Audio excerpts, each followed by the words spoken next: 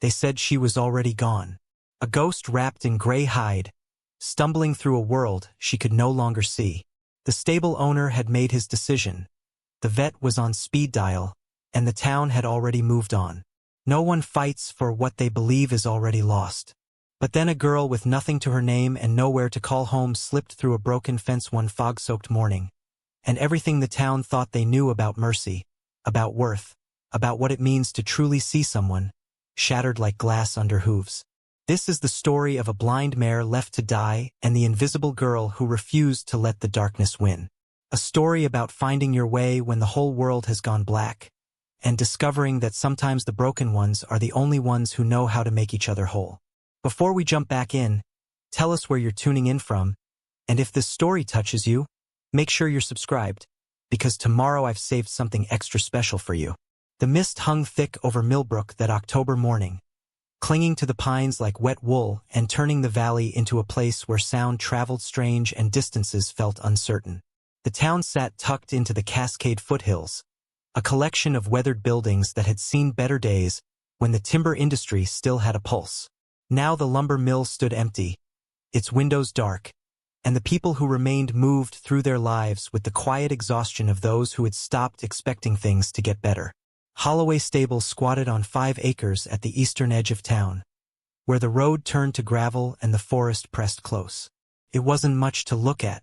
The barn's red paint had faded to the color of old blood, and the pasture fences leaned at angles that suggested surrender rather than design. But Jack Holloway kept the place running through sheer stubbornness, boarding horses for the few families who could still afford the luxury of keeping an animal that didn't earn its keep. In the far paddock, separated from the other horses by 2 lines of split-rail fence, a gray mare stood with her head low, her body angled wrong, like a compass that had lost true north. Her coat was the color of storm clouds, mottled with darker patches where rain had soaked through to the skin. She was thin, ribs visible beneath the damp hide, and when she moved it was with the hesitant, high-stepping gait of someone walking across ice in the dark. Her name was Dusty, though few people bothered with names anymore. What mattered was the problem she represented. The mare had gone blind 6 months earlier, the result of an infection that had ravaged both eyes before anyone noticed. Her previous owner, a man who bred quarter horses 2 valleys over, had tried to make it work for a while, but blind horses were liabilities. They spooked at sounds, crashed into fences, hurt themselves in a dozen ways that made keeping them more trouble than mercy. So he'd brought her to Holloway Stables with 3 months' board paid up front, and a phone number that turned out to be disconnected. When the money ran out and no one came to claim her, Jack Holloway found himself stuck with a horse nobody wanted and no legal way to be rid of her without going through the proper channels. He'd made calls, posted notices, contacted rescue organizations that were already full. Every door had closed. Every option had narrowed to one. The vet was scheduled to come on Friday. It was Monday now. For days left, Dale Pritchard stood at the fence that morning, his work gloves tucked into his belt, his breath fogging in the cold air. He was a man who'd spent 40 years around horses and believed he'd seen everything worth seeing. Tall and raw-boned, with a face creased by weather and a permanent squint from years of facing into the sun, he watched the blind mare stumble over a depression in the ground and barely catch herself. Jack Holloway joined him, moving with the stiff gait of someone whose back had given up years ago but whose pride wouldn't let him show it. He was 56, built square and solid, with hands that could gentle a spooked colt or mend a fence with equal efficiency.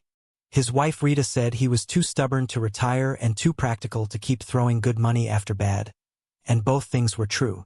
She keeps hurting herself, Dale said without preamble. Got another gash on her shoulder yesterday. Walked straight into the water trough. The mare lifted her head at the sound of their voices, ears swiveling, but her clouded eyes stared past them at nothing. Her nostrils flared, testing the air for information her eyes could no longer provide. Jack rubbed a hand over his face. I know. Rita patched her up. We can't keep doing this, Dale continued. It ain't kind. She doesn't know where she is half the time. Panics when it rains hard because she can't see it coming. Last week she ran herself into the fence so hard I thought she'd broken something. The silence stretched between them, filled only by the soft drip of water from the eaves and the distant caw of crows in the pine trees. Both men knew what needed to be said, but neither wanted to be the one to say it out loud. "Friday," Jack said finally. "Dr. Cross will come Friday morning." Dale nodded slowly. "It's the right thing. The mare won't feel nothing. Better than letting her suffer." Jack didn't answer. He turned and walked back toward the barn. His shoulders set in a way that suggested the conversation was over. What neither man saw was the figure crouched behind the equipment shed, small and still as a shadow, listening to every word. Lily Bennett was 12 years old and had been invisible for so long she'd almost started to believe it was a superpower. She was small for her age, all elbows and knees, with hair the color of creek water in summer, a muddy brown blonde that hung in tangles past her shoulders. Her clothes were layers of mismatched things, a flannel shirt too big in the shoulders, jeans held up with a belt cinched to the last hole, sneakers with soles that flapped when she walked. Her face was smudged with dirt, her fingernails rimmed black, but her eyes were sharp, the pale gray-green of river stones. She'd been living on the edges of Millbrook for 3 months, ever since her mother had left. Not abandoned, her mother would have said if anyone had asked. Just temporarily relocated. Beth Bennett had gotten a job opportunity in Seattle, a new boyfriend with a nice apartment, a chance to start fresh. She'd promised to send for Lily once she got settled. That was in July. It was October now, and the only communication had been a postcard with a picture of the Space Needle and the words "Miss you, baby girl," scrawled in her mother's looping handwriting. Lily had learned quickly how to survive. She slept in the old covered bridge outside town when the weather was dry, in the library's basement stairwell when it rained. She scavenged food from the dumpster behind the Timber Creek diner, where the cook sometimes left day-old pastries wrapped in clean paper towels. She stole apples from the trees behind the Baptist church and filled her water bottle from the public restroom at the park. She stayed out of sight, avoided the truant officer, and never stayed in one place long enough for anyone to start asking questions. But the stables had become her refuge. She discovered them by accident, following the smell of hay and horses one evening when the fog was so thick she'd gotten turned around. The place was quiet, isolated, and most importantly, there were corners where a small girl could tuck herself away and not be noticed. She'd been coming here for weeks, sleeping in the hayloft when the barn was empty, learning the rhythms of the place, the comings and goings of Jack and Dale and the few clients who kept horses here. And she'd noticed the gray mare, the one who moved like she was always lost, the one who stood apart from the others, her head turning constant. Preparing and narrating this story took us a lot of time, so if you are enjoying it, subscribe to our channel.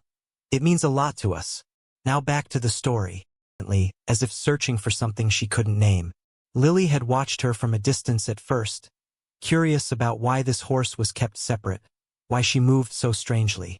Then one afternoon she'd seen the mare walk directly into a fence post, heard the sickening thud of bone against wood, watched the animal stagger back with blood trickling from a cut above her eye. That was when Lily understood. The horse was blind, and nobody was doing anything to help her. Now, crouched behind the shed with her heart hammering against her ribs, Lily processed what she'd overheard. Friday. For days, they were going to kill her. She waited until Dale and Jack had disappeared into the barn before she moved, slipping along the fence line like smoke, her feet finding the quiet places between gravel and mud. She'd learned how to move without sound, how to make herself small, how to exist in the spaces people didn't think to look. The paddock where Dusty stood was at the far end of the property, backed up against a stand of Douglas fir that blocked the worst of the wind. The fence was old split rail, weathered gray, with gaps wide enough for a skinny girl to slip through if she was careful. Lily had done it before, late at night when the stable was silent, standing in the paddock just to be near the horses, breathing in their warm smell, pretending for a moment that she had a place in the world. But she'd never gone close to the blind mare. Something about the animal's isolation had felt sacred, untouchable, like approaching would be a violation of some unspoken boundary. Now, with the countdown ticking in her head, that boundary felt meaningless. She squeezed through the fence rails and stood in the paddock, her breath coming quick and shallow. The mare was 30 feet away, facing the tree line, her tail switching against flies that had no business being out in October cold. Lily took a step forward. The wet grass muffled her footsteps, but the mare's ears swiveled anyway, tracking sound Lily couldn't hear herself making. The mare's head came up sharply, nostrils flaring. Her body went rigid, every muscle tensed for flight, and Lily froze. She'd been around enough horses to know that panic was contagious, that fear could explode into violence in the space between heartbeats. But this wasn't the fury she'd heard about in stories of wild stallions. This was something rawer. This was terror worn down to a dull, constant ache. Lily didn't move. She barely breathed. She just stood there in the wet grass, arms at her sides, letting the mare process her presence. The seconds stretched. The mare took 2 steps backward, her hooves uncertain on the uneven ground. Her head swung left and right, searching for a threat her eyes couldn't locate. A sound came from her throat, low and anxious, a question without words. Without thinking, Lily began to hum. It was nothing planned, just a soft, tuneless sound that filled the space between them. She'd done this before, in the basement stairwell when the dark got too heavy, humming to herself to prove she still existed. The mare's ears locked onto the sound. Her head stopped swinging. She stood very still, listening, and in that moment Lily understood something crucial. The mare wasn't violent. She was lost. And being lost in darkness was something Lily knew more about than she'd ever wanted to. She kept humming that same low, steady sound, and took one small step forward. The mare tensed but didn't bolt. Another step. Another. The wet grass squelched under Lily's shoes, and she could see now the scars on the mare's body, the healing cuts, the places where hide had been scraped raw by fences and posts and objects that had appeared without warning in a world gone black. When she was close enough to smell the horse, close enough to feel the heat radiating from the damp coat, Lily stopped humming and spoke instead. "Hey there." Her voice was barely above a whisper, rough from disuse. "I know you can't see me. That's okay. I'm not here to hurt you." The mare's nostrils flared, pulling in Lily's scent. Girl smell, sweat and dirt and the faint sweetness of stolen apple. The horse exhaled hard, a sound like disbelief, and lowered her head slightly. Lily raised her hand slowly, telegraphing the movement with sound, a soft rustle of fabric. "I'm gonna touch you now. Just my hand. Nothing sharp. Nothing scary." Her fingertips brushed the mare's shoulder, and the animal flinched but held her ground. The coat was damp and cold, the muscle beneath it hard with tension. Lily flattened her palm, applying gentle pressure, and began to hum again. They stood like that as the mist thickened and the morning crept forward. A blind horse and an invisible girl, both of them lost in their own ways, both of them found in that moment of contact. Lily felt the mare's heartbeat through her palm, too fast, too frightened, but steady, alive. She thought about Friday, about the vet with her kind eyes and her needle full of sleep, about the way people decided what was worth saving and what wasn't. "Your name's Dusty," Lily whispered. "I heard them say it. That's a good name. You're going to be okay. Promise. I won't let them take you." She didn't know how she'd keep that promise. Didn't know what power a 12-year-old girl with no home and no voice had against the decision of adults who'd already made up their minds. But standing there with her hand on the mare's shoulder, feeling the life pulse beneath scarred hide, Lily made a vow to herself. If the world had decided Dusty wasn't worth the trouble of living, then Lily would simply have to prove the world wrong. She'd done it for herself every day for 3 months. Maybe she could do it for someone else too. Millbrook wasn't cruel the way some places were. There were no gangs of kids hunting strays for sport. No shopkeepers who called the police the moment someone unwashed lingered too long near their windows. The cruelty here was quieter, more passive, the kind that came from exhaustion rather than malice. People in Millbrook had their own problems, their own bills piling up, their own worries about whether the sawmill would ever reopen or if this town was just going to slowly empty out like so many others in the timber country. So when a skinny girl with tangled hair appeared at the edges of things, most people simply looked away. Not because they wanted her to suffer, but because acknowledging her meant taking on a problem they didn't have the energy to solve. It was easier to pretend she wasn't there, to let her fade into the background like the faded paint on the storefronts or the rust on the old railway tracks that didn't carry trains anymore. Lily had learned to read the town's rhythms the way some people read books. She knew that the Timber Creek diner put out its trash at 7 in the evening, after the dinner rush but before the cook went home. She knew that if she waited behind the dumpster, quiet as a held breath, the cook would sometimes leave a paper bag on top of the bin instead of inside it. Day-old biscuits, half a sandwich someone had ordered and barely touched, once an entire slice of cherry pie with only one bite missing.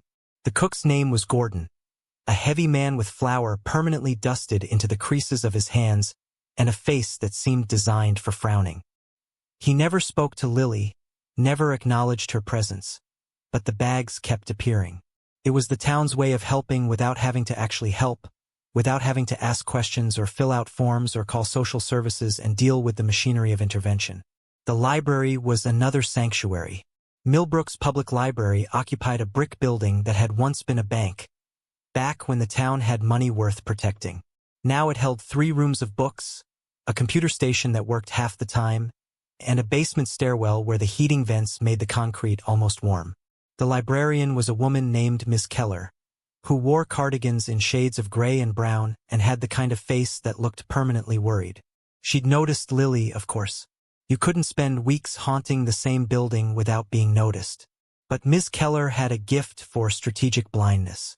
When Lily slipped through the back door on cold evenings and disappeared into the stairwell, Miss Keller would be absorbed in cataloging books or helping someone at the front desk. When Lily used the bathroom to wash her face and hands in the morning, Miss Keller would be in her office with the door closed. Once, Lily had fallen asleep at one of the reading tables, her head pillowed on her arms, and had woken to find a granola bar and a bottle of water placed carefully beside her elbow. Miss Keller had been at her desk, eyes fixed on her computer screen, saying nothing. This was how Lily survived, by learning to be grateful for the kindness that came without names attached, for the mercy that required nothing in return. She moved through Millbrook like a ghost, present but unacknowledged, hungry but not quite starving, cold but not quite freezing. School was the one place where invisibility became more difficult. Oregon had truancy laws, and the attendance office at Millbrook Elementary had computers that flagged missing students. Lily had been enrolled there last year, back when her mother was still around, back when they'd had an apartment above the pharmacy and something resembling normal life. But when Beth Bennett left for Seattle, she hadn't bothered to unenroll her daughter, and the school system had started making calls to a disconnected phone number. Eventually someone would notice. Eventually someone would come looking. Lily knew this the way you know a storm is coming when the air pressure changes. She could feel the net tightening, the questions getting closer. So she stayed away from the school, away from any place where adults with clipboards and concerned expressions might corner her and ask where her mother was, where she was living, why she wasn't in class. Instead, she spent her days in motion. Mornings at the covered bridge, washing her face in the creek water that ran cold and clear over smooth stones. Afternoons wandering the forest trails, learning which berry bushes were safe to eat from and which would make her sick. Evenings at the stables, where the horses asked nothing of her except her quietness, her stillness, her presence. She'd been drawn to Holloway Stables the way water finds downhill, naturally and without conscious decision. The first time she'd slipped through the fence, she'd just been looking for a place to sleep that was dry and away from the road. The barn had a loft filled with hay bales, and the smell of horses and leather and dried grass had wrapped around her like a blanket. She'd climbed up there and curled into a hollow between the bales, breathing in warmth, and slept better than she had in weeks. After that, she kept coming back. Not every night, but often enough that she learned the layout of the place, the creaky boards to avoid, the corner of the loft where she could nest without being visible from below. She learned the horses too. There was a chestnut gelding named Copper who belonged to a family that came on weekends. A black mare named Jinx who belonged to a teenage girl with braces and riding boots that cost more than Lily's entire wardrobe. An old bay who'd gone gray around the muzzle and spent most of his time dozing in the sun. And then there was Dusty. Lily had noticed her immediately because the gray mare was always alone. The other horses were turned out together, grazing in loose herds, playing the subtle games of dominance and friendship that horses played. But Dusty stood in her own paddock, separated by double fencing. And when she moved it was with a carefulness that seemed wrong for an animal that should have been confident in its body. The first time Lily had seen Dusty walk into a fence post, she'd gasped out loud, the sound escaping before she could stop it. The mare had been moving at a slow walk, her head low, and she'd walked directly into the wooden post as if it had appeared out of nowhere. The impact had been hard enough to stagger her, hard enough to split the skin above her eye. Blood had trickled down her face, dark against the gray coat, and the mare had stood there, trembling, her head swinging back and forth as if searching for the thing that had hurt her. Lily had watched from her hiding place, her stomach tight with an emotion she couldn't name. She'd wanted to run to the horse, to help somehow, but fear had kept her frozen. Fear of being seen, of being caught, of losing this one place that felt almost like safety. Later, she'd seen Dale patch the wound, his movements efficient but not gentle, his voice gruff as he muttered about stupid animals who didn't have the sense to stop hurting themselves. She'd learned then that the mare was blind, that she'd been abandoned here, that nobody knew what to do with her. Over the weeks that followed, Lily had found herself drawn to Dusty's paddock more and more. She would stand at the fence line, watching the mare navigate her limited space, and she'd started to see the patterns. The way Dusty would walk in careful lines, memorizing distances. The way she'd pause and listen before moving, her ears swiveling to catch sounds. The way she startled at sudden noises, her whole body going rigid with fear. Lily understood that fear. She lived with it every day, that constant awareness of being vulnerable, of not being able to see what was coming. The mare was lost in darkness, unable to see the world around her. Lily was lost in invisibility, unable to make the world see her.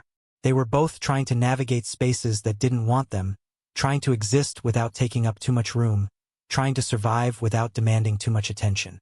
Now, standing in the paddock with her hand on Dusty's shoulder, feeling the rapid heartbeat under scarred hide, Lily felt something shift inside her chest.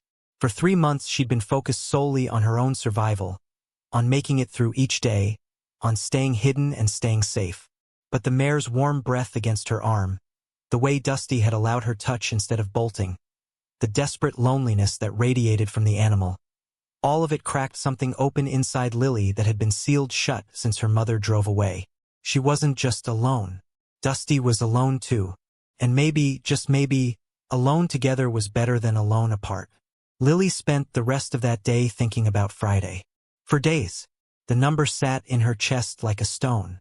She tried to imagine what she could possibly do to stop what was coming.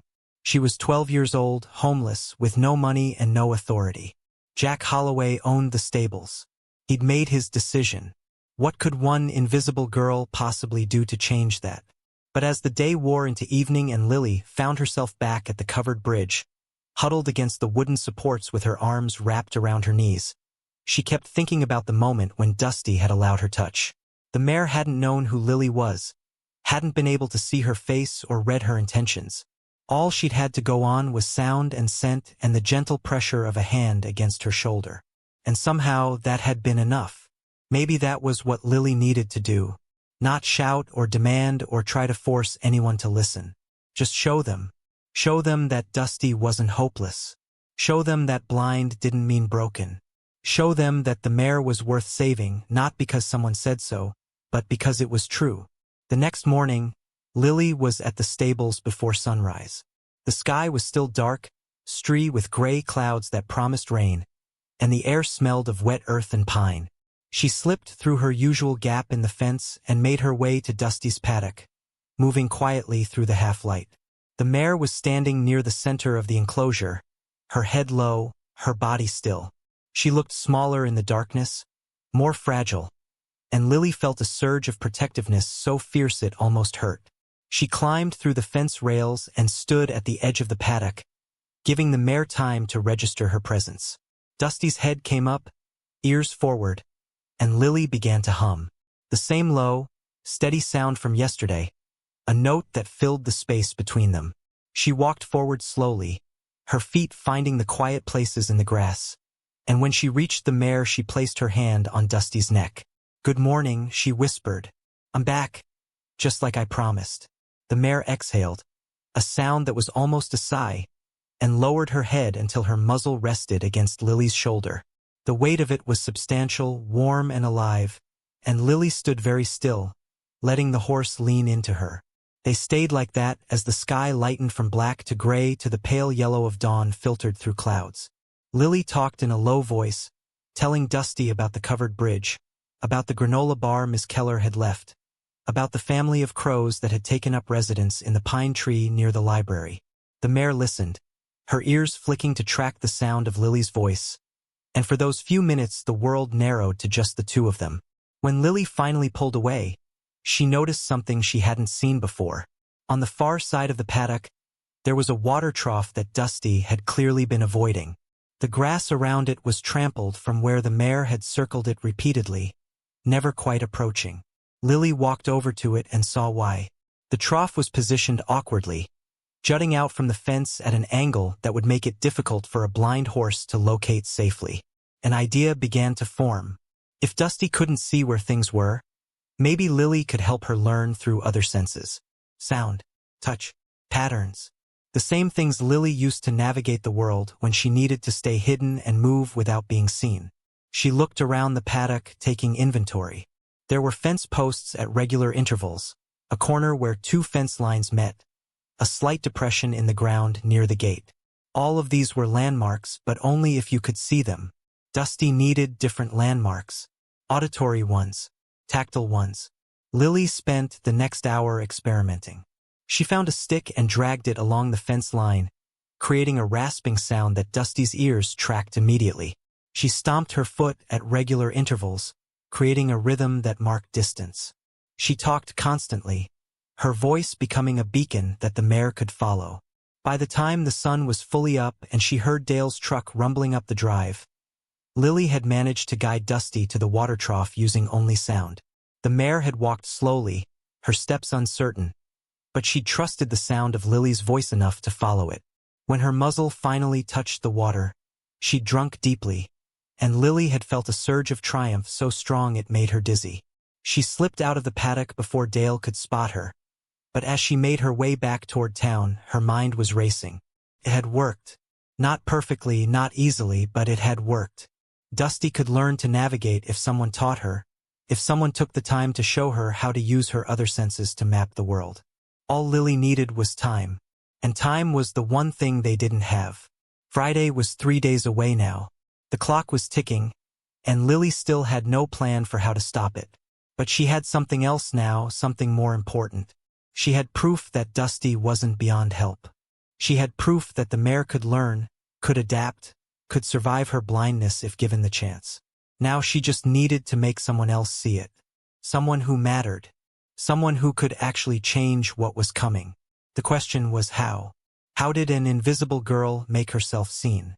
How did a voice that nobody listened to suddenly become loud enough to matter?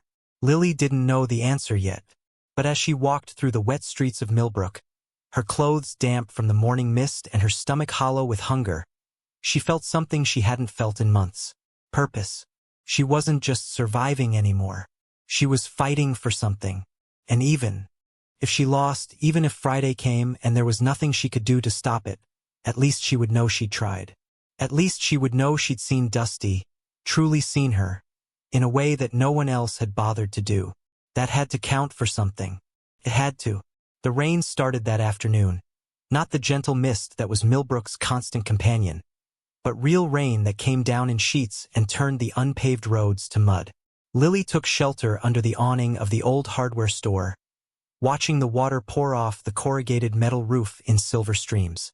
Her clothes were already soaked through, her sneakers squelching with each step, and she knew the covered bridge would be miserable tonight. The sound of rain on the wooden roof too loud for sleep. She thought about Dusty standing alone in her paddock, unable to see the rain coming, unable to understand why the world had suddenly filled with noise and cold water pelting her back. The thought made Lily's chest ache. She waited until the worst of the downpour had passed, then made her way back toward the stables, her feet sliding in the mud. The property was quiet when she arrived, Dale's truck gone.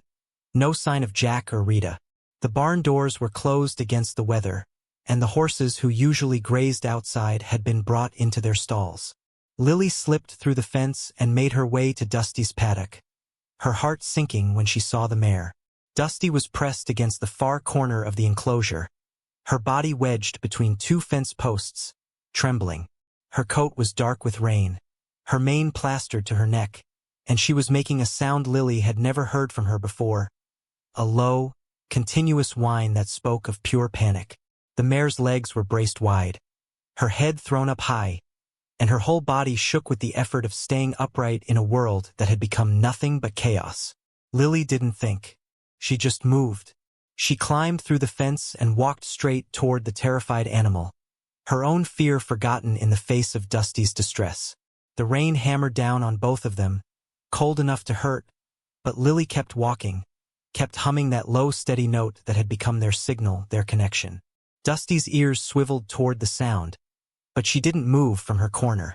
Her eyes, clouded and useless, were wide with terror, and foam flecked her muzzle. Lily kept coming, kept humming, and when she was close enough she reached out and placed both hands on the mare's neck. "I'm here," she said, her voice barely audible over the rain. "I've got you. You're safe." The mare's muscles were rigid under Lily's palms, every tendon standing out in sharp relief. She was locked in place by fear, unable to process the sensory overload of the storm, unable to find her bearings in the darkness that was her constant companion. Lily pressed closer, wrapping her arms around the mare's neck as far as they would reach, and began to speak in a steady stream of words. "It's just rain. Can't hurt you. I know it's loud and you can't see where it's coming from, but it's just water. Just water falling from the sky. You're okay. I promise you're okay." She talked until her voice went hoarse, until the rain began to ease, until the thunder that had been rumbling in the distance faded away. Slowly, incrementally, she felt the tension begin to drain from Dusty's body. The trembling didn't stop, but it lessened. The mare's head lowered by degrees until her muzzle rested against Lily's shoulder, the same position they'd been in that morning, and her breathing began to slow. They stood like that for a long time, girl and horse pressed together in the mud, both of them soaked and shivering. Lily felt the mare's heartbeat against her chest, felt it gradually return to something closer to normal, and she understood something fundamental in that moment. Dusty wasn't just blind. She was traumatized. Every day was a minefield of unexpected obstacles, of pain that came without warning, of a world that made no sense anymore. The infection that had taken her sight had also taken her ability to trust that she was safe, and no one had bothered to help her rebuild that trust. Until now. When Lily finally pulled back, she kept one hand on Dusty's neck and used the other to wipe rain from her own face. The mare's breathing was still unsteady, but the panic had passed. Lily looked into those clouded eyes and saw her own reflection there, distorted and wavering. Two lost creatures, she thought. Two beings the world had decided weren't worth the trouble. She thought about her mother, about the way Beth Bennett had looked at her that last morning before leaving. Not with cruelty, but with something worse. Exhaustion, resignation, the look of someone who'd been carrying a weight too long and had finally found a place to set it down. Lily had been that weight, an inconvenience, complication, something to be temporarily set aside until life became more manageable. Dusty had been set aside too, abandoned by an owner who couldn't be bothered with the complications of a blind horse. Left in a paddock to stumble and hurt herself while people made plans to end her life, calling it mercy when really it was just convenience. Both of them had been deemed too difficult, too damaged, too much trouble to save. The anger that surged through Lily was hot and sharp, cutting through the cold that had settled into her bones. It wasn't fair. None of it was fair. Dusty hadn't chosen to go blind any more than Lily had chosen to be left behind. They were both just trying to survive in a world that had stopped caring whether they did or not. But standing there with her hand on the mare's rain-slicked neck, Lily made a decision. If the world wouldn't care, she would. If no one else would fight for Dusty, she would. She didn't know how yet, didn't know what power a homeless 12-year-old could possibly have against the machinery of adult decisions and practical necessity. But she knew one thing with absolute certainty. She wasn't going to let Dusty die alone and afraid, believing that the darkness was all there was. The rain had stopped completely by the time Lily heard the sound of tires on gravel. She tensed, ready to run, but then she recognized the vehicle. It wasn't Dale's truck or Jack's sedan. It was a smaller car, something compact and sensible, and when it parked near the barn, a girl about Lily's age climbed out. Lily had seen her before. She came to the stables twice a week to ride Jinx, the black mare who belonged to her family. She wore proper riding clothes, tall boots and breeches, and a helmet that probably cost more than Lily had ever owned in her entire life.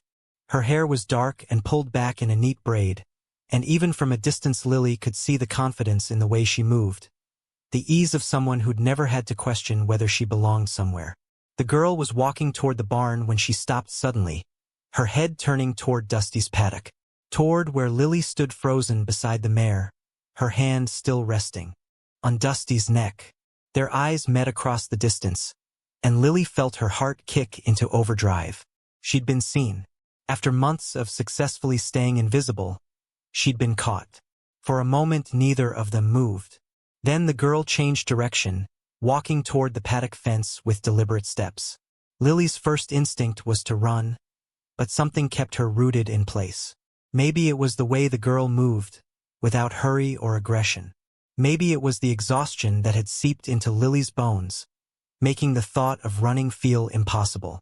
Or maybe it was simply that she was tired of hiding, tired of being invisible, tired of carrying everything alone. The girl reached the fence and stopped, her hands resting on the top rail. She looked at Lily, then at Dusty, then back at Lily. Her expression was hard to read, something between confusion and curiosity. "You're the one who's been sleeping in the hayloft," she said. It wasn't a question. Lily's throat went tight. She nodded once, waiting for the accusation, the threat to tell Jack or call someone. But the girl just tilted her head slightly, studying the scene before her. "How long have you been coming here?" The question caught Lily off guard. She swallowed hard before answering. "A while." The girl's eyes moved to Dusty, taking in the way the mare stood calm beside Lily despite the recent storm, despite the trembling that still ran through her legs. "She's the blind one, right? The one they're putting down on Friday." Lily's hand tightened on Dusty's neck. "Yes." "Why is she letting you touch her?" "She doesn't let anyone near her. Usually she just panics." Lily didn't know how to explain it, didn't have words for the connection she felt with the mare. She shrugged, the movement small and uncertain. "I don't know. Maybe because I don't try to make her do anything. I just stay with her." The girl was quiet for a long moment. Then she did something unexpected. She climbed over the fence and dropped down into the paddock. Lily tensed, ready to position herself between the girl and Dusty, but the newcomer moved slowly, her hands visible, her steps careful. "I'm Violet," she said. "Everyone calls me Vi." Lily. The name felt strange in her mouth, like something she hadn't used in a long time. Vi stopped a few feet away, close enough to talk but far enough that she wasn't crowding them. "I've seen you around town. You're the one who's been living rough, right? Everyone's been talking about it, but nobody wants to actually do anything." The bluntness of it stung, but Lily appreciated the honesty more than she would have appreciated pity. She nodded. "Yeah, that's me." Vi's eyes were steady, assessing. "My mom wanted to call social services. I told her not to." Lily's stomach clenched. "Why?" "Because I've been in the system," Vi said simply. "Foster care for 3 years before my aunt and uncle adopted me. I know what happens to kids who get pulled into it. Sometimes it helps. Sometimes it just makes things worse." She looked at Dusty, at the way the mare's head was lowered, her muzzle resting against Lily's shoulder. "You're good with her. The mare, I mean. I've never seen her this calm." "She's just scared," Lily said quietly. "Everything's frightening when you can't see it coming.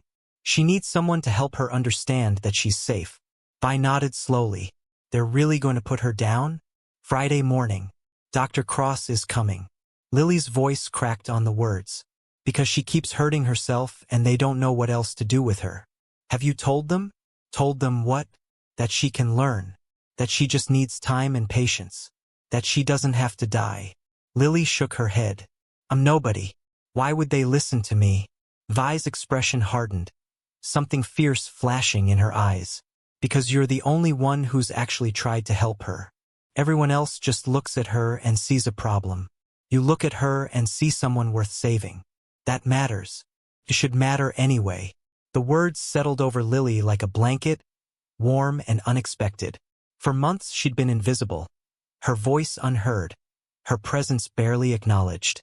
Now this girl, this stranger with proper clothes and a family and a place in the world, was telling her that her voice should matter. That what she'd been doing with Dusty was important. What's your name? Vi asked. I mean, I know you said Lily, but what's your whole name? Lily Bennett. Okay, Lily Bennett. Here's what we're going to do. Vi's voice took on a determined edge. You're going to keep working with Dusty. Every day between now and Friday. And I'm going to help you. We're going to prove to my uncle and Dale and everyone else that she doesn't need to die. That she can adapt to being blind if someone actually teaches her how. Your uncle? Jack Holloway. He owns this place. Vi saw the shock on Lily's face and smiled grimly. Yeah. Small town, everyone's connected somehow. He's not a bad man, but he's practical. If we can show him that Dusty can be safe, that she can learn to navigate without hurting herself, he might change his mind. Hope flared in Lily's chest, painful and bright. You really think it could work? I think it's worth trying. Vi held out her hand. Partners? Lily looked at the offered hand, then at Vi's face, searching for any sign of mockery or false pity. She found neither. Just honest determination and something that looked like anger at the unfairness of the situation. She reached out and clasped Vi's hand, feeling the warmth of it, the solidity. Partners. They spent the rest of that afternoon working together. Vi fetched a lead rope from the barn while Lily stayed with Dusty, keeping the mare calm with her presence and voice. When Vi returned, Lily showed her what she'd been doing, using sound and touch to help Dusty navigate. Vi watched carefully, asking questions, making suggestions, and together they began to develop a system. They created audio markers at key locations in the paddock. A wind chime hung near the water trough that rang softly in the breeze. A length of chain attached to the gate that clinked when the wind moved it. They walked Dusty in careful patterns, helping her memorize distances and directions, using their voices as guides. The mare was hesitant at first, her steps uncertain, but Lily could see her beginning to understand, beginning to trust. As the sun dropped toward the horizon and the shadows lengthened across the paddock, Vi taught Lily something else. How to stand up for what mattered. How to use her voice even when she felt small and powerless. They rehearsed what Lily would say to Jack, how she would present what she'd learned about Dusty's ability to adapt. Vi was patient but firm, pushing back when Lily's words turned apologetic or uncertain. You're not asking for a favor, Vi insisted. You're telling him the truth. That mare can learn. She just needs someone who believes in her enough to teach her. Say it like you mean it. They practiced until Lily's voice grew stronger, until she could meet Vi's eyes without looking away, until the words came out sounding like conviction instead of pleading. By the time they finished, the light was nearly gone and Lily's exhaustion had been replaced by something else. Not confidence exactly, but something close to it. Determination, purpose, the feeling that maybe, just maybe, she wasn't as powerless as she'd believed. Vi left as darkness settled over the stables, promising to return the next day. Lily stayed with Dusty, sitting in the mud beside the mare while the stars emerged overhead. The temperature was dropping, her wet clothes turning icy against her skin, but she didn't want to leave yet, didn't want to break the fragile sense of connection that had formed that day. She thought about what Vi had said, that she was the only one who'd tried to help, that her voice should matter. The words circled in her mind, wearing grooves like water over stone. Maybe Vi was right. Maybe being invisible didn't mean being powerless. Maybe the fact that no one saw her meant she'd been free to see things they'd missed, like the way Dusty's ears tracked sound, or the intelligence in her movements when she wasn't panicking, or the gentleness in her despite all the fear. Dusty shifted beside her, lowering herself to the ground with a soft grunt. The mare folded her legs beneath her and rested her head near Lily's lap, close enough that Lily could feel the warmth of her breath. It was trust, pure and simple, the kind that couldn't be forced or bought, only earned through patience and presence. Lily placed her hand on Dusty's neck, feeling the steady pulse beneath the hide. "We're going to fight," she whispered into the darkness. "Both of us. We're going to show them we're worth saving." The mare's ear flicked toward her voice, and Lily chose to believe it was agreement. Chose to believe that somewhere in the darkness behind those clouded eyes, Dusty understood that she wasn't alone anymore, that someone had finally seen her, truly seen her, and decided she was worth the trouble of loving. Above them, the stars wheeled slowly across the sky, cold and distant and beautiful. Lily watched them until her eyes grew heavy, until the exhaustion pulled her down into sleep right there in the mud beside the blind mare. And for the first time in 3 months, she slept without nightmares, without waking every hour in fear. She slept the way children are supposed to sleep, safe and whole and believed in, with one hand resting on something warm and alive that needed her as much as she needed it. Dawn came cold and sharp, the kind of October morning where breath hung visible in the air and frost silvered the grass. Lily woke with her body stiff and aching, curled against Dusty's warmth. The mare was already awake, her head lifted, ears rotating to catch the morning sounds of the stable coming to life. Lily sat up slowly, her joints protesting, and placed a hand on Dusty's shoulder. "Morning," she whispered. The mare turned her head slightly toward the sound, and Lily felt that now familiar flutter of connection. She pushed herself to standing, her wet clothes from yesterday's rain now stiff with cold, and stretched her cramped muscles. The paddock looked different in the early light. The mud churned from where she and Vi had walked Dusty through her paces, the wind chime catching the breeze and sending out soft metallic notes. Lily heard the rumble of Dale's truck before she saw it. Panic flared hot in her chest. She'd fallen asleep here, had spent the entire night in the open where anyone could have found her. She started to move toward the fence, but Dusty shifted beside her, pressing closer as if sensing her distress. Lily froze, torn between the instinct to hide and the need to stay with the mare. The truck door slammed. Dale's boots crunched on gravel, and Lily heard him speaking to someone, probably Jack. She made her decision quickly. If she ran now, she'd just be caught later. Better to face whatever was coming while she still had Dusty beside her, while she could still show them what the mare was capable of. She stayed where she was, one hand on Dusty's neck, and waited. It didn't take long. Dale appeared at the fence line, coffee mug in hand, and stopped dead when he saw her. His weathered face registered surprise, then irritation, then something more complicated. He set his mug on a fence post and turned back toward the barn. "Jack, you better come see this." Lily's heart hammered.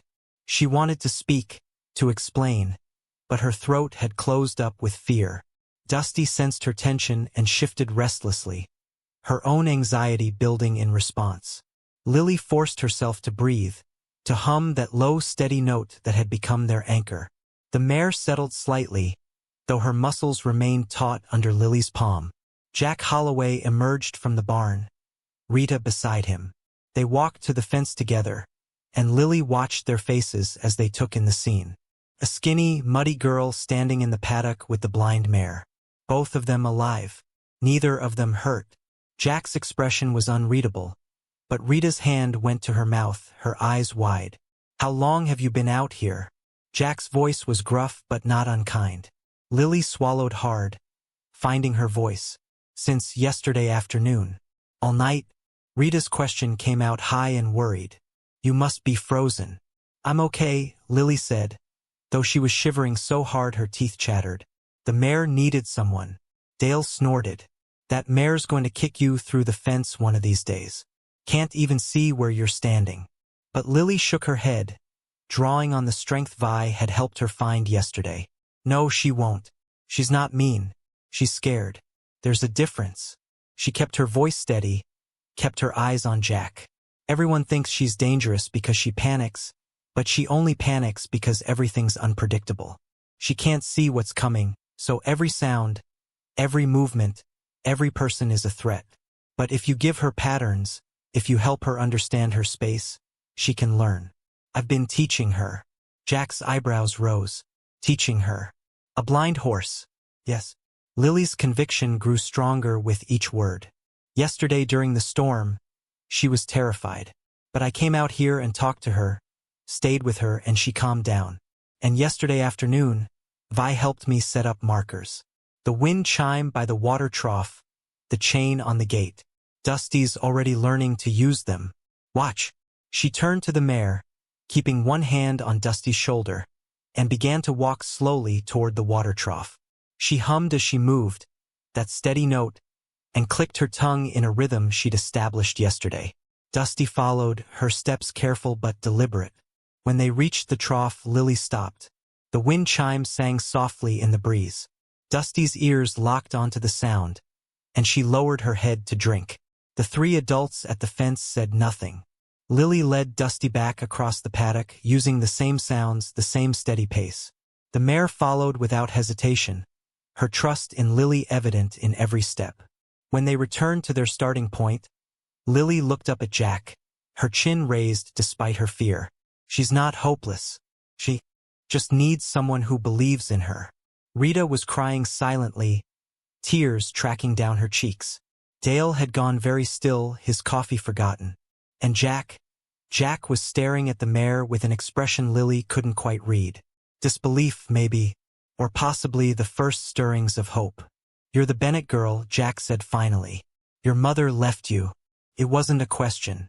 Lily nodded, bracing herself for what would come next. The inevitable call to authorities, the removal, the system Vi had warned her about. "Yes. You been living rough?" "Yes."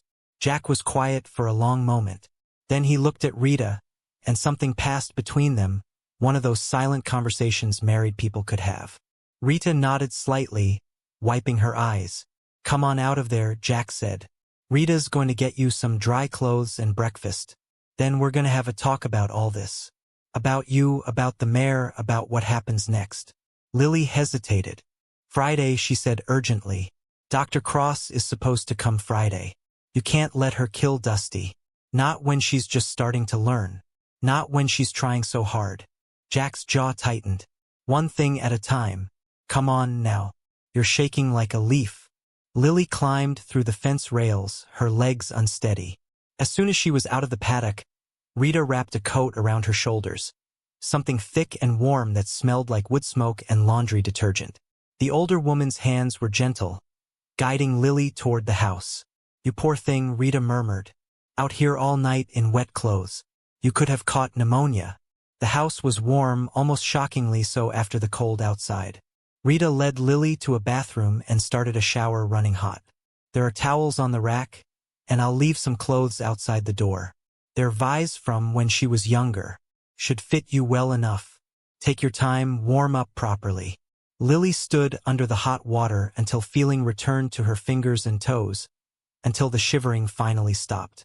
She washed her hair with shampoo that smelled like apples, scrubbed the dirt from under her fingernails, watched the water at her feet run brown then clear. When she emerged, she found clothes folded neatly on the closed toilet seat. Jeans that actually fit, a soft sweater, thick socks, even clean underwear. She dressed slowly, savoring the feeling of being clean and warm. The kitchen smelled like coffee and bacon. Rita was at the stove, and Jack sat at the table with Dale across from him. Vi was there too, already dressed for school, her backpack on the floor beside her chair. She grinned when she saw Lily, a quick flash of solidarity. "Sit down, honey," Rita said, gesturing to an empty chair. "Eggs? Bacon? Toast? All of it?" Lily nodded, not trusting herself to speak.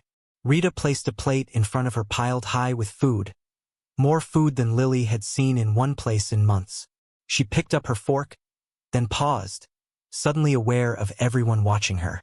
"Go ahead," Jack said quietly. "Eat. You look like you haven't had a proper meal in weeks." Lily ate, trying not to shovel the food too fast, trying to maintain some dignity. But the hunger was a living thing inside her, gnawing and desperate, and the eggs were hot and buttery and perfect. She ate everything on her plate, and when Rita quietly refilled it, She ate that too. When she finally set down her fork, Jack leaned back in his chair. "All right," he said. "Let's talk straight. You've been living at my stable without permission, sleeping in my hayloft, and now you're telling me that the mare I've scheduled to be put down can actually be trained. That about sum it up?" Lily nodded, her stomach now full but her anxiety ratcheting up again. "Yes, sir. Vi told me some of this last night," Jack continued. "Said you'd been working with Dusty, that the mare responds to you different than she does to anyone else. I saw it myself just now, but I'm still trying to wrap my head around it. That horse has been nothing but trouble since she got here. Hurt herself a dozen times. Costs me money every time I have to call Dr. Cross to patch her up. I can't afford to keep a horse that's a danger to herself and everyone around her." "She's not a danger," Lily said, finding her voice. "Not if someone teaches her. I know I'm just a kid, and I know you don't have any reason to trust me, but I've been watching her for weeks. I've seen how smart she is, how hard she tries. She's not stupid or mean. She's just lost. And I think maybe I understand what that feels like. So I know how to help her." The words came out in a rush, tumbling over each other. Jack listened without interrupting, his weathered face thoughtful. When Lily finished, he was quiet for a moment. Then he looked at Rita again, that same silent conversation passing between them. "Here's what's going to happen," Jack said finally. "First, we're calling social services. Don't look like that, I'm not trying to get you in trouble. But a 12-year-old girl can't be living in a barn. That's not right and it's not safe. If your mother's not coming back, then we need to figure out what to do about that properly." Lily's heart sank, but Jack held up a hand. "Second," he continued, "Friday's appointment with Dr. Cross stays on the books for now. But between now and then, you're going to show me and Dale what you've been doing with that mare. If you can prove she's learning, if you can prove she's safe, then maybe we can talk about other options. But you've got 3 days and I need to see real progress. Not just her following you around because you feed her carrots. I need to see that she can function, that she won't hurt herself the minute you're not there. Can you do that?" Lily's throat was tight, but she nodded. "Yes, I can do that. Vi and I both can."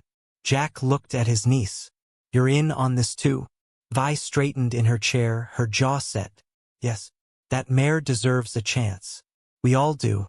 Something flickered in Jack's expression. Something like pride or pain or maybe both. "All right then. Dale will help you set up whatever you need in that paddock. Markers, obstacles, whatever training equipment you think will work. You've got from now until Thursday evening to make your case. Come Friday morning, if I'm not convinced, Dr. Cross comes and we do what needs to be done. Understood?" "Understood," Lily said. "Thank you."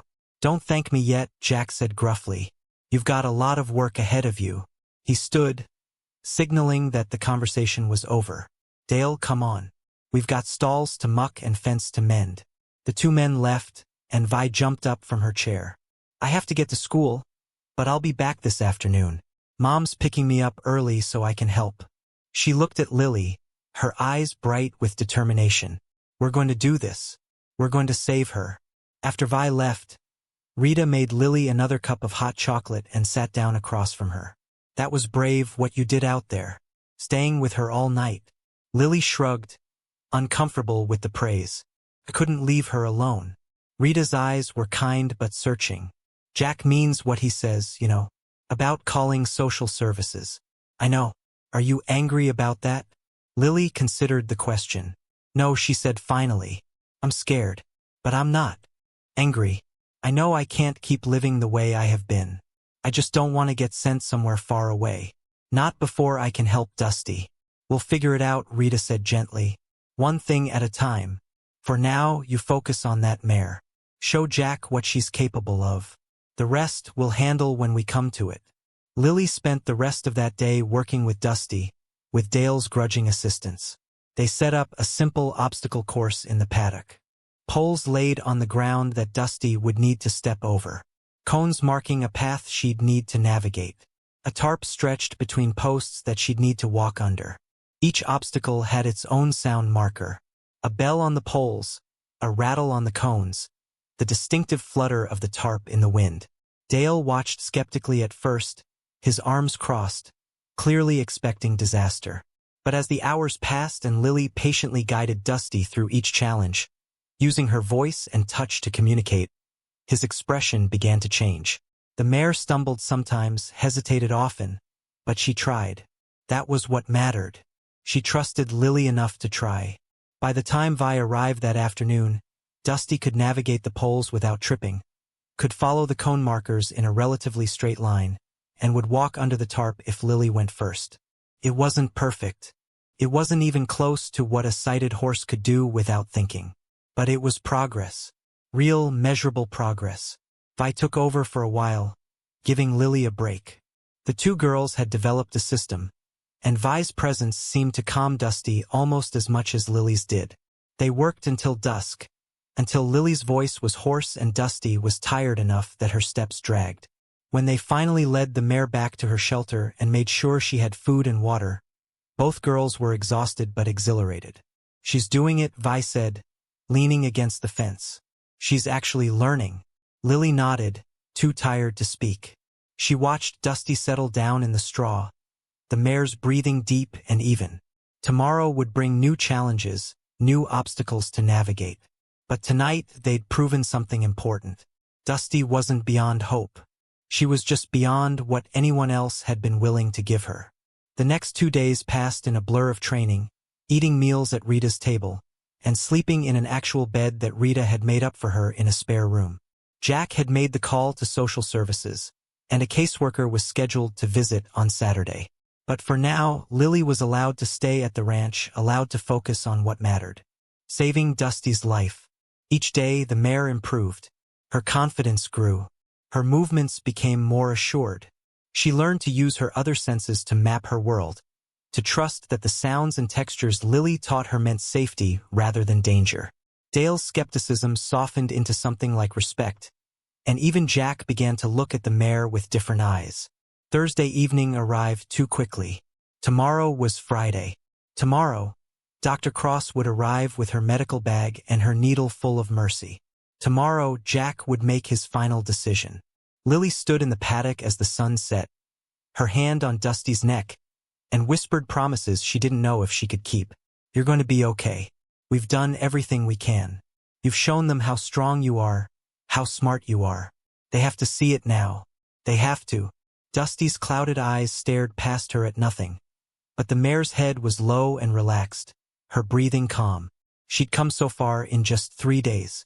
From a terrified animal crashing into fences to one who could navigate obstacles with guidance, who could find her water, who could exist in her darkness without constant panic. It had to be enough. It had to be. Lily climbed out of the paddock as the first stars emerged overhead. Vi was waiting by the barn, her face tight with worry. "Tomorrow," she said. "Yes, tomorrow."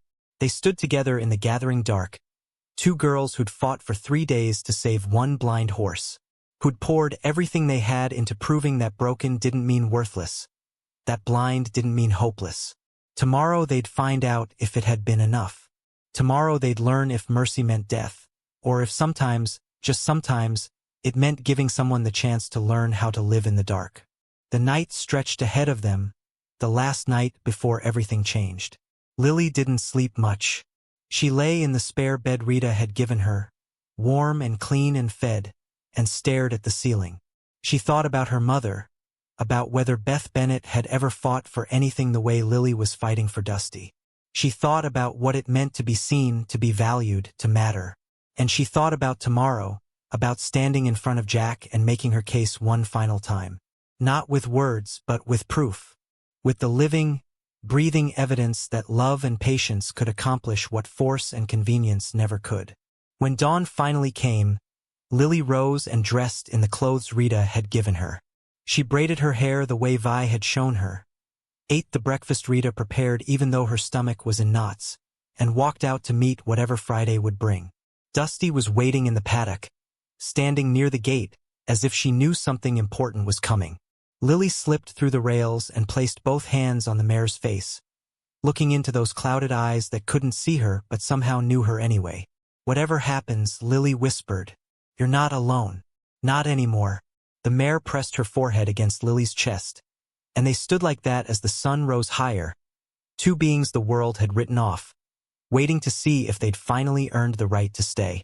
Dr. Helen Cross arrived at Holloway Stables at 8 o'clock Friday morning, her veterinary van pulling up the gravel drive with a crunch of tires that sounded to Lily like a judge's gavel falling.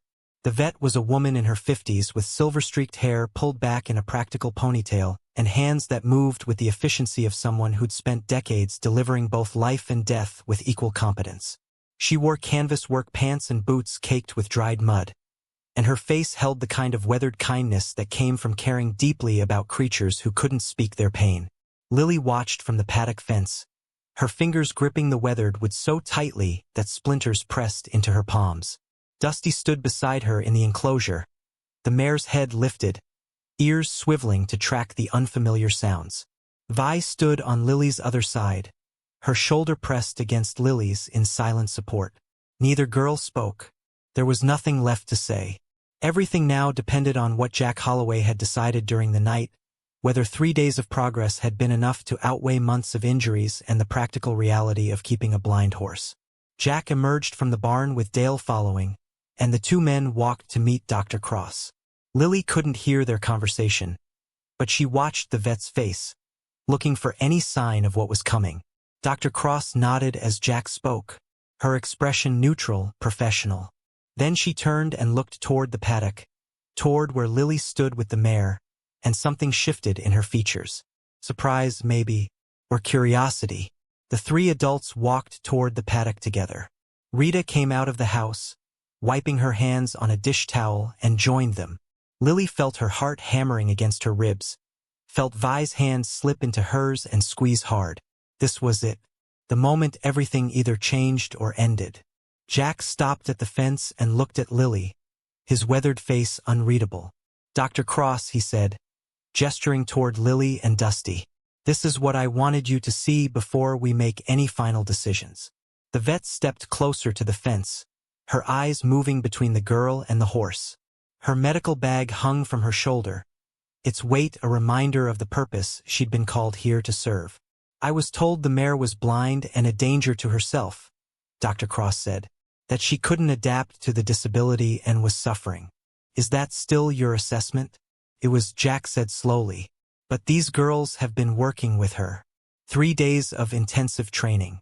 I wanted you to see what they've accomplished before we proceed." He looked at Lily. "Show her." Lily's throat was so tight she could barely breathe, but she nodded. She turned to Dusty and placed both hands on the mare's face, looking into those clouded eyes that had become as familiar to her as her own reflection. "Okay, girl," she whispered. "This is it. Everything we've worked for. You've got this. We've got this." She took hold of Dusty's halter and began to walk. The obstacle course they'd spent 3 days perfecting was still set up in the paddock. Poles on the ground, cones marking a winding path, the tarp stretched between posts. Each obstacle had its sound marker, the familiar cues that Dusty had learned to trust. Lily clicked her tongue in the rhythm they'd established, hummed the low, steady note that meant safety, and guided the mare forward. Dusty moved with her, steps careful but deliberate. When they reached the first pole on the ground, Lily clicked twice sharply. Dusty's ears locked onto the sound, and she lifted her feet high, stepping over the pole without touching it. Lily heard someone gasp, maybe Rita, but she didn't look back. She kept moving, kept clicking and humming, guiding Dusty through the course. The cones were next, marking a serpentine path. Each cone had a small bell attached that rang softly when the wind caught it. Dusty's ears tracked each sound, her body curving to follow the path even though she couldn't see it. She bumped one cone with her shoulder, but didn't panic, just corrected her course and kept moving. Lily felt tears burning her eyes but blinked them back. Not yet. She couldn't break down yet. The final obstacle was the tarp, the one Dusty had feared most at first. It moved in the wind, made unpredictable sounds, was impossible to navigate without trust. Lily stopped in front of it, letting Dusty register its presence by sound and smell. Then she walked under it herself, the tarp brushing over her head and shoulders. "Come on, girl," she called from the other side. "You know this. You can do this." For a long moment, Dusty didn't move. Her head was high, her nostrils flaring, every muscle in her body tense. Lily's heart sank. This was where it would fall apart, where the fear would override the training, where everything they'd worked for would crumble. But then Vi's voice joined hers from the fence, steady and encouraging. "You've got this, Dusty. Come on through." The mare took one tentative step forward. Then another. The tarp touched her back and she flinched but didn't bolt. She kept walking, kept trusting, until she emerged on the other side and pressed her muzzle against Lily's chest. Lily wrapped her arms around the mare's neck and finally let the tears come, hot and relieved and terrified all at once. She turned to face the adults at the fence, her arms still around Dusty. "The mare's learning," she said, her voice shaking. "She can navigate obstacles, find her water, understand her space. She's not suffering. She's adapting. She just needed someone to teach her how." Dr. Cross was staring at the mare with an expression of pure astonishment. "In 25 years of veterinary practice," she said slowly, "I have never seen anything like that. A blind horse navigating obstacles on voice commands alone.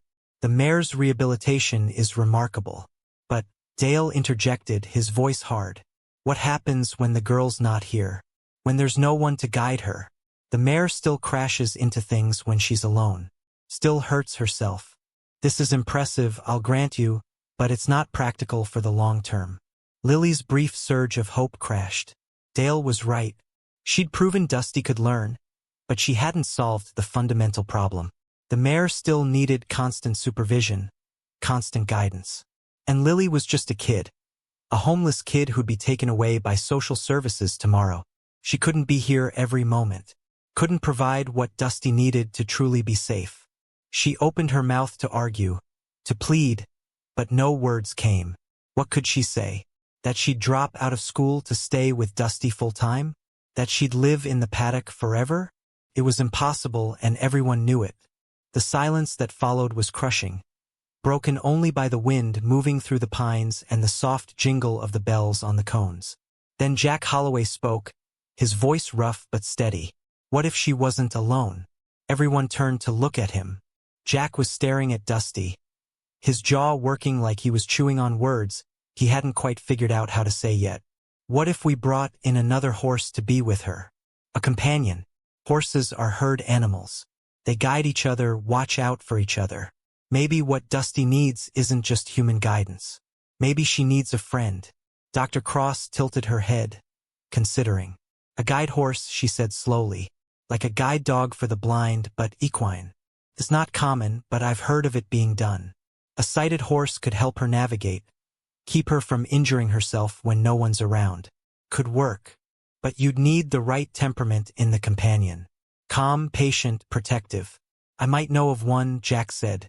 His eyes met Rita's, and that silent conversation happened again. Rita's face was wet with tears, but she nodded. "That old gelding at the Hutchinson place, the one they're trying to rehome. Buddy.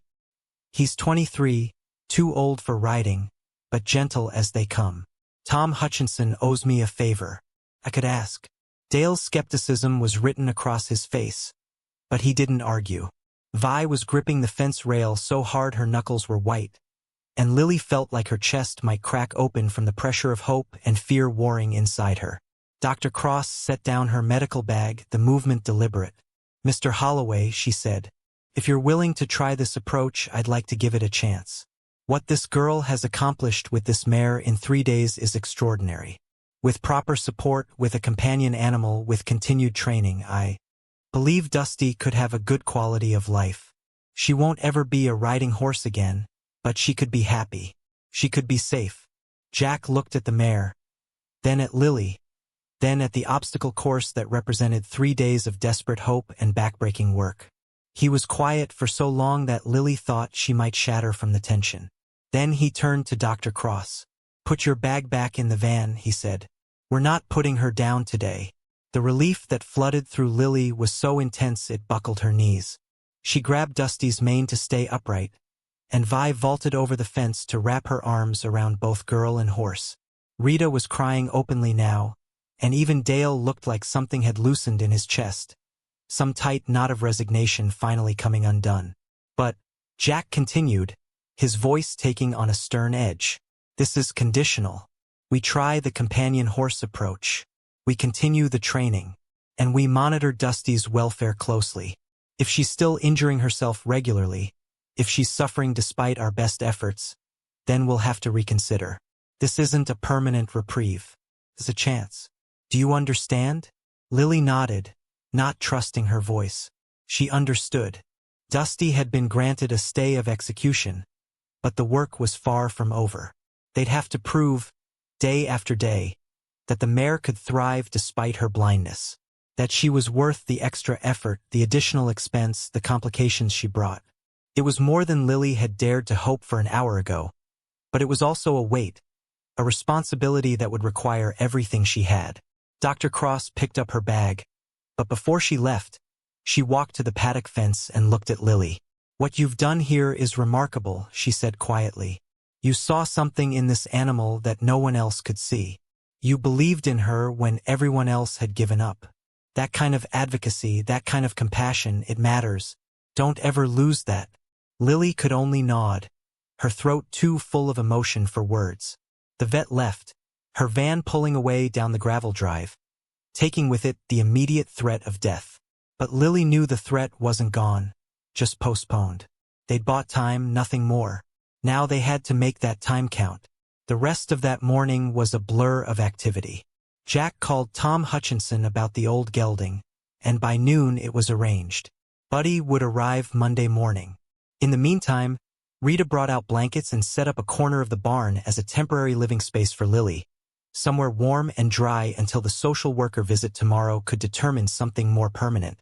Vi had to go to school, but she promised to return afterward, and when she left she hugged Lily so hard it hurt. "You did it," Vi whispered. "You saved her." "Not yet," Lily whispered back. "But maybe we're getting there." Dale spent the afternoon reinforcing the paddock fence and setting up a larger shelter for 2 horses. His movements were brisk, efficient, but Lily noticed he kept glancing at Dusty, and once she caught something that might have been approval in his expression.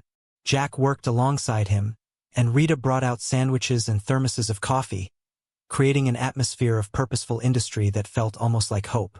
Lily stayed with Dusty, continuing the training, reinforcing the patterns they'd established. But now she talked to the mare about the future, about Buddy who was coming to be her friend, about how she wouldn't have to navigate the darkness alone anymore. The mare couldn't understand the words, Lily knew, but maybe she could feel the shift in energy, the way fear had transformed into possibility. As the sun began to set, painting the sky in shades of orange and purple, Lily led Dusty to her shelter and made sure she had hay and water. The mare settled with a soft grunt, and Lily sat beside her in the straw, leaning against the warm bulk of her body. Tomorrow would bring the social worker, would bring questions about her future, about school and housing and all the practical realities she'd been avoiding for months. Monday would bring Buddy, would bring the test of whether a companion horse could really help Dusty navigate her world. But tonight, right now, they were both safe, both alive, both valued by someone who mattered. Lily pressed her face against Dusty's shoulder and breathed in the smell of horse and hay and hope. "We made it," she whispered. "We made it through today." The mare's breathing deepened, slowing towards sleep, and Lily felt her own exhaustion pulling at her.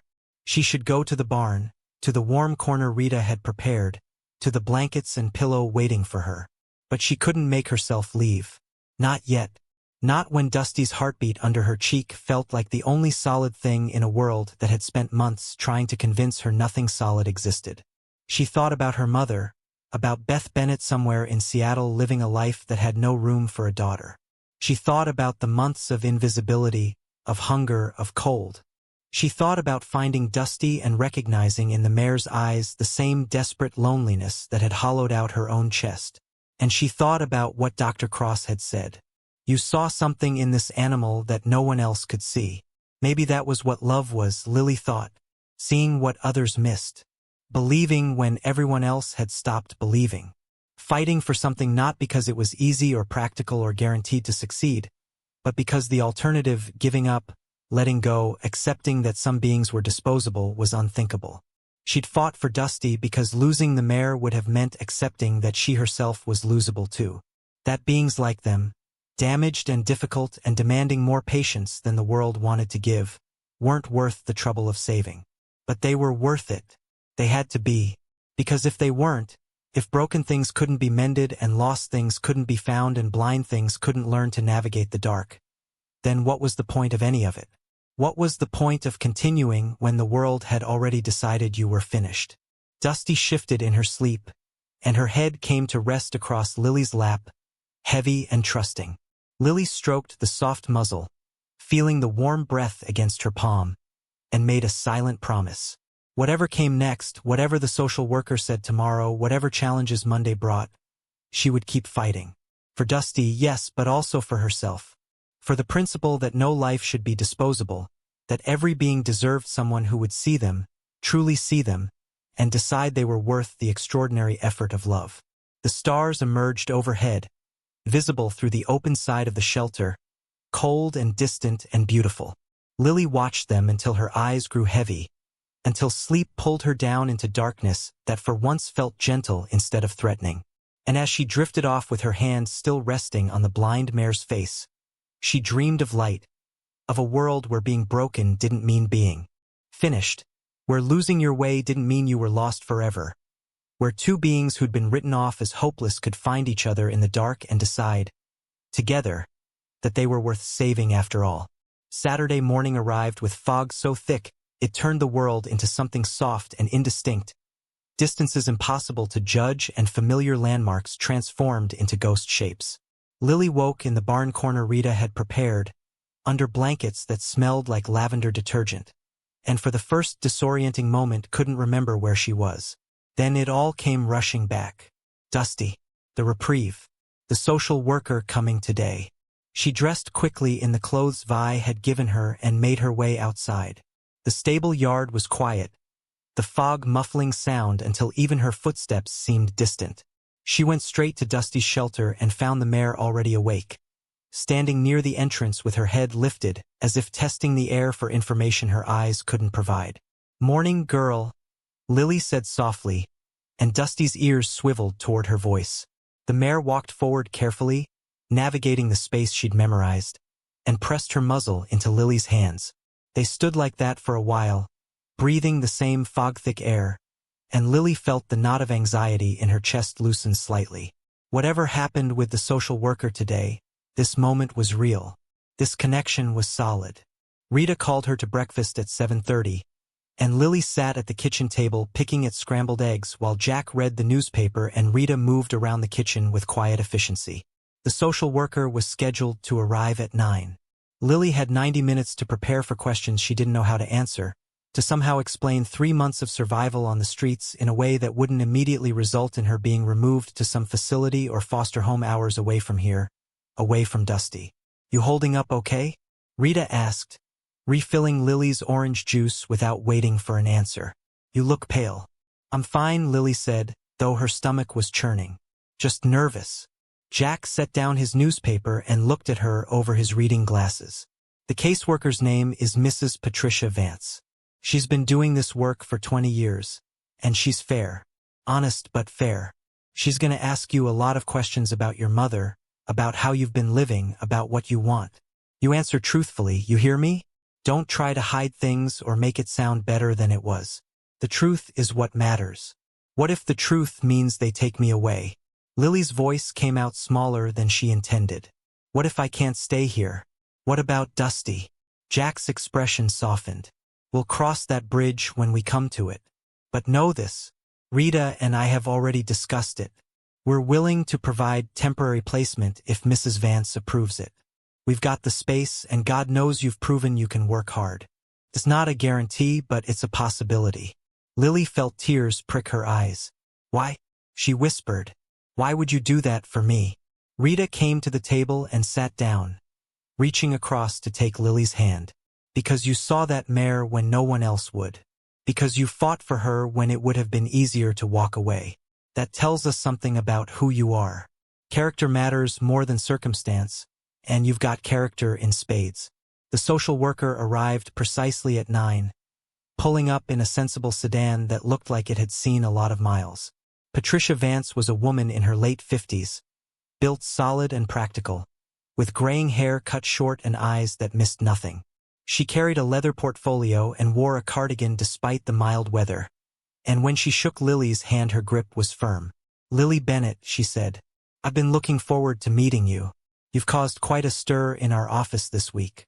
Let's sit down and talk." They settled in the living room, Lily on the couch with Rita beside her, Mrs. Vance in the armchair across from them, and Jack standing near the window.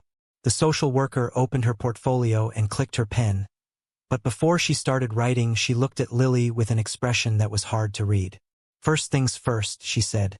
"You're not in trouble. I know this feels scary, but my job isn't to punish you or make your life harder. My job is to make sure you're safe and cared for. Everything we talk about today is about figuring out what's best for you going forward. Understood?" Lily nodded, not trusting her voice. "Good. Now let's start with your mother, Beth Bennett. When did she leave and have you had any contact with her since?" Lily swallowed hard. "She left in July. Said she got a job in Seattle that she'd send for me once she got settled. I got one postcard in August. Nothing since. Have you tried to contact her? I don't have her phone number or address. Just the postcard." Mrs. Vance made notes, her pen moving steadily across the page. "And where have you been living since July?" "Different places. The covered bridge mostly. Sometimes the library. Then I found the stables and started sleeping in the hayloft." The social worker's expression didn't change, but something flickered in her eyes. 3 months on your own at age 12. That must have been terrifying. The kindness in her voice nearly undid Lily. She blinked hard against tears. "Sometimes. But I managed." "How did you eat? How did you stay clean?" Lily explained it all. The diner dumpster, Gordon's paper bags, the library bathroom, the creek water. She left nothing out, following Jack's instruction to tell the truth. Mrs. Vance listened without interrupting, writing occasionally, her face professionally neutral but not unkind. "And school? You haven't been attending?" "No, ma'am. I was afraid if I went they'd start asking questions, that someone would notice my mother wasn't around." Mrs. Vance set down her pen. "Lily, I want you to understand something. What happened to you being left alone like that, it's not your fault. Your mother made choices that put you in an impossible situation, and you did what you had to do to survive. But surviving shouldn't be a child's responsibility. You deserve more than that." The tears Lily had been fighting broke free. "I know," she whispered, "but I didn't know what else to do.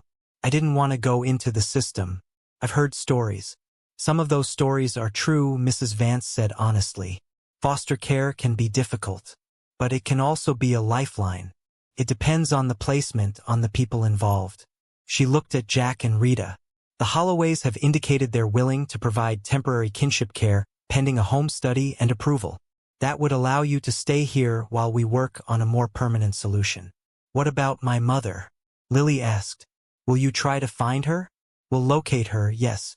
She'll have to be notified of the situation and given the opportunity to resume custody if she chooses. But given that she left you without support for 3 months, the court may determine that's not in your best interest. These things take time to sort out, and I can stay here during the investigation and placement process. If the home study checks out, yes. The Holloways are known in the community, they have the resources, and you've already established a connection here. But Lily, there will be conditions. You'll need to return to school. You'll need to follow house rules. You'll need to work with a counselor to process what you've been through. This isn't just about having a roof over your head. It's about healing." Lily looked at Rita, who squeezed her hand. "We can handle that," Rita said firmly. "All of it." Mrs. Vance spent another hour asking questions, documenting everything, explaining the process that would unfold over the coming weeks. She would file her initial report Monday. A home study would be conducted within 2 weeks. A court date would be set to determine temporary custody. In the meantime, Lily could stay at the ranch under emergency placement provisions, conditional on the Holloway's agreement. When the social worker finally stood to leave, she paused at the door and looked at Lily. "I've been doing this work a long time," she said. "I've seen a lot of hard situations. But I've also seen resilience, and you've got that in abundance. Use it. Not just to survive anymore, but to build something better. After she left, Lily stood in the living room feeling like the ground had shifted beneath her feet. Nothing was certain yet. Her mother would be found and contacted. Courts would make decisions about her future. But for now, right now, she had a place to sleep and people who seemed to genuinely care whether she was okay. It was more than she'd had in months, and the relief of it was almost painful. She went back outside to Dusty, needing the mare's solid presence to anchor her. The fog had burned off, leaving the day bright and cold. Dusty was in her paddock, standing near the water trough with the wind chimes singing above it. When she heard Lily's footsteps, she turned and walked toward the fence, her movements more confident than they'd been even a week ago. Lily slipped into the paddock and wrapped her arms around the mare's neck. "So much has changed," she whispered. "I don't even know if it's real yet, but we're both still here. That's something." The mare exhaled against her shoulder, warm breath in the cold air, and Lily felt the truth of her own words. They were both still here, both still fighting, both still worthy of the effort it took to save them. Monday morning brought Buddy. Tom Hutchinson arrived in a horse trailer at 10 o'clock, and when the ramp lowered, out stepped the gentlest-looking horse Lily had ever seen. He was a bay gelding, his coat the color of old pennies, with a white star on his forehead and kind eyes that seemed to take in the world with patient curiosity. At 23 he moved a bit stiffly, but there was dignity in his carriage and a calmness that radiated from him like heat. "This is Buddy," Tom said, handing the lead rope to Jack. "Best horse I ever owned. Too old for the grandkids to ride anymore, but he's got plenty of good years left in him yet. Just needs a purpose." Jack led Buddy toward Dusty's paddock while Lily, Vi, Dale, and Rita watched from the fence. This was the test. Would Buddy accept Dusty? More importantly, would Dusty accept Buddy? The introduction had to be handled carefully. Horses established hierarchy through complex social interactions, and a blind mare would be at a disadvantage in those negotiations. Jack led Buddy to the fence line while Dale brought Dusty to meet him, keeping the rails between them. The two horses stretched their necks toward each other, nostrils flaring as they exchanged breath and scent. Buddy's ears were forward, interested but not aggressive.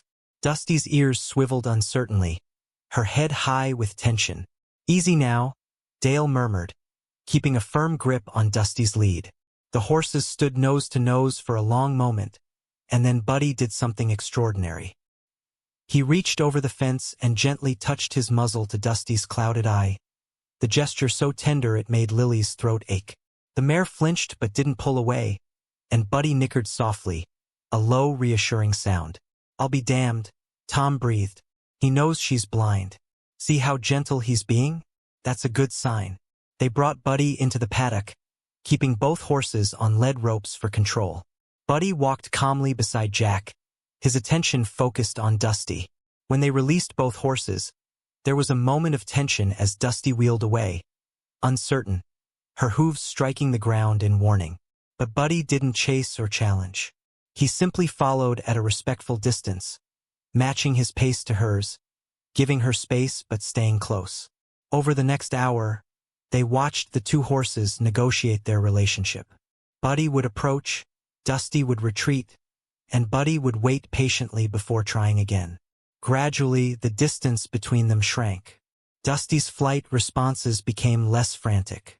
By noon, they were standing side by side near the water trough, Buddy's larger body positioned protectively between Dusty and the fence. "He's guarding her," Vi said wonderingly. "Look at how he's standing. He's putting himself between her and anything that might hurt her." Jack nodded slowly. "I think this might actually work." Over the following days, the transformation was remarkable. Buddy seemed to understand instinctively what Dusty needed. When she became disoriented, he would position himself so she could follow his movements, feel his presence. When obstacles appeared in their path, he would stop and wait for her to register the change, sometimes even pushing her gently in the right direction with his shoulder. At night, they slept pressed together, and Dusty's restless anxiety seemed to ease with Buddy's steady breathing beside her. Lily continued her training with Dusty, but now Buddy was part of it. The old gelding learned the sound markers quickly and would help guide Dusty toward them, creating a bridge between Lily's human guidance and the mare's equine understanding. It was better than Lily had dared to hope, watching the blind mare navigate her world with increasing confidence, Buddy always nearby like a benevolent shadow. School started the following week. Rita drove Lily to Millbrook Middle School on Monday morning, and Lily walked through the front doors feeling like an alien visiting a foreign planet. The hallways were too bright, too loud, full of kids who belonged here in a way she wasn't sure she ever would. But Vi was there, appearing at her locker with a smile and a schedule comparison that showed they had 3 classes together. "You're going to be fine," Vi said firmly, "and if anyone gives you trouble, they'll have to go through me." The days fell into a rhythm. School from 8 to 3, homework at Rita's kitchen table, evenings at the stable working with Dusty and Buddy. Lily met with a counselor twice a week, a woman named Dr. Morris who asked gentle questions and didn't push when Lily wasn't ready to answer. The home study was conducted, inspectors walking through the house and asking Rita and Jack hundreds of questions about their ability to care for a traumatized child. Through it all, Dusty remained Lily's anchor.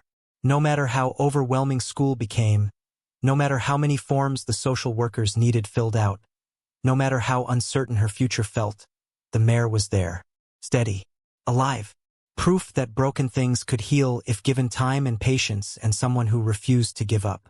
6 weeks after Mrs. Vance's first visit, Lily stood in family court with Jack and Rita beside her. The judge, a woman with steel-gray hair and reading glasses on a chain, reviewed the case file with careful attention. Beth Bennett had been located in Seattle. She'd been notified of the proceedings and given the opportunity to contest the temporary custody arrangement. She hadn't responded. The judge looked at Lily over her glasses. "Young lady, I've read your case file. What you've endured would break many adults, let alone a child. The court finds that your mother's abandonment constitutes neglect and that temporary custody will be granted to Jack and Rita Holloway pending a final determination of permanent placement. Do you understand what this means?" Lily nodded, her hand gripping Rita's. "Yes, ma'am. It means I can stay. For now, yes. We'll revisit this in 6 months to determine if the arrangement should become permanent or if other options need to be explored. In the meantime, you'll continue with school and counseling, and the Holloways will provide regular updates on your welfare." The judge's stern expression softened slightly. "I hope you know how fortunate you are to have found people willing to fight for you." "I do," Lily said quietly. "I really do." That evening, back at the ranch, Lily sat in Dusty's paddock with Vi beside her. The 2 horses grazed peacefully nearby, Buddy keeping his protective watch while Dusty moved with a confidence that would have seemed impossible 2 months ago. The mare knew her space now, knew where the obstacles were, knew that Buddy would warn her of danger. She wasn't healed, would never have her sight back, but she'd learned to live with the darkness. More than that, she'd learned to thrive in it. "You saved her," Vi said, watching the horses. "Everyone said it was impossible, but you did it anyway." Lily shook her head. "We saved each other." She looked at the mare, at the clouded eyes that couldn't see her but somehow knew her better than anyone. "I was lost too. Couldn't see where I was going. Kept crashing into things. Hurting myself because I didn't know how to navigate alone. She taught me as much as I taught her." "What did she teach you?" "That being blind doesn't mean being broken. That needing help doesn't make you weak. That sometimes the darkness is just where you have to learn to live. And if you're patient, if you trust the right guides, you can find your way through it." Vi leaned her head on Lily's shoulder. "You're going to be okay, you know. Both of you." "Yeah," Lily said, and for the first time in longer than she could remember, she believed it. "We are." The sun set over Holloway Stables, painting the sky in shades of copper and gold. Dusty and Buddy stood silhouetted against the light, 2 horses who'd been deemed worthless finding worth in each other. And Lily, the invisible girl who'd learned to see what others missed, sat watching them with a home at her back and a future that no longer felt like an ending but like a beginning. The darkness would always be there. For Dusty, it was literal and permanent. For Lily, it was the shadow of abandonment and survival that would take years to fully process. But darkness didn't have to mean hopeless. Not when you had someone to navigate it with. Not when you'd proven that blind didn't mean lost, that broken didn't mean finished, that the beings the world wrote off as too much trouble were often the ones most worth saving. Lily stood and walked to Dusty, placing her hands on the mare's face and looking into those clouded eyes that had become a mirror for her own journey. "Thank you," she whispered, "for letting me save you, for saving me back." The mare pressed her forehead against Lily's chest, and Buddy came to stand beside them, completing the circle. 3 beings who'd been lost, now found. 3 lives that had been written off, now being written anew. And above them, the stars emerged one by one, points of light in the gathering darkness, proving that even in the deepest night, there was always something to guide you home. Up next, you've got 2 more standout stories right on your screen. If this one hit the mark, you won't want to pass these up. Just click and check them out.